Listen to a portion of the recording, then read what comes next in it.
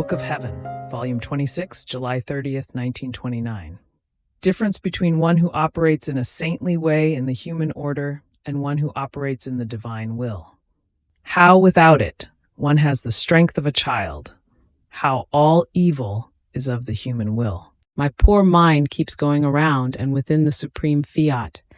And oh, how many surprises, how many wonders of this will so holy. My little intelligence gets lost within its immensely vast sea, and many things I feel incapable of narrating, nor do I have the terms to do it. And therefore I feel like someone who ate a food or saw something beautiful and does not know what they are called. If the divine volition did not make a prodigy in making me say what it manifests to me, how many more things would I leave inside keening? Its very sea, unable to say anything. So, while I felt dissolved in the divine fiat, my always lovable Jesus, making himself felt in my interior, told me, "My daughter, what difference between those who operate the virtues in a saintly way, but in the human order, and one who operates the virtues in the divine order of my divine will? As the first ones practice the virtues, these remain separated among themselves, in such a way that the diversity of their acts appears. One virtue appears as patience, another as obedience, a third one as charity. Each of them has its distinction, unable to fuse together so as to be able to form one single act, which gives of the divine and embraces eternity and infinity.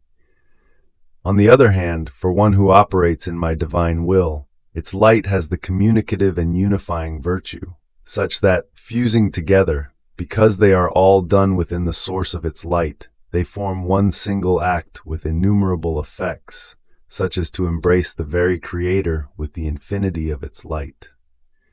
Symbol of this is the sun.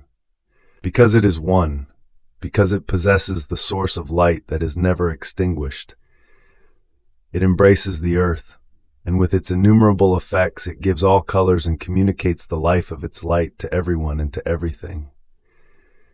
The unifying strength possesses the communicative virtue in such a way that if they want to, all can take a good that is placed at everyone's disposal. On the other hand, one who operates in the human order is symbolized by the lights of the low world. Even though there are many of them, they do not have the virtue of dispelling the darkness of the night and of forming full daylight, or of embracing the whole earth with such great multiplicity of light. Therefore, they can be called personal, local light, and at time and circumstance. Oh, if all knew the great secret of operating in my divine volition, they would compete so as not to let anything escape them which would not pass from within its most pure light.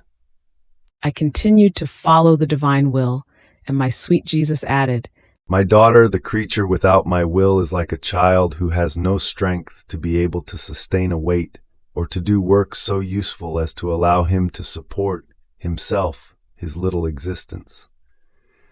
And if one wanted to force him to lift a heavy object or to sustain a work, the child, seeing himself impotent and without strength, maybe would try, but in seeing that he cannot even move that object, nor sustain that work, the poor little one would burst into tears and would do nothing about it. And in order to put him in feast, it would be enough to give him a candy. On the other hand, one who possesses my divine will has the strength of an adult man, or rather the divine strength. And if he were told to lift the heavy object without becoming troubled, he takes it as if it were nothing, while the poor little one would remain crushed under it. If one wants him to sustain a work, he will put himself in feast because of the gain and the profit he will be given. And if one wanted to give him a candy, he would despise it and would say, 'Give me the just profit for my work, for I must live from it.' See then, one who has my divine will has sufficient strength for anything. So everything is easy for her. Even suffering, as she feels strong, she looks at it as a new gain. Why are many unable to bear anything, and it seems that a child's weakness follows them? It is the strength of my divine will that is missing. This is the cause of all evils. Therefore be attentive, my daughter, never to go out of my divine will.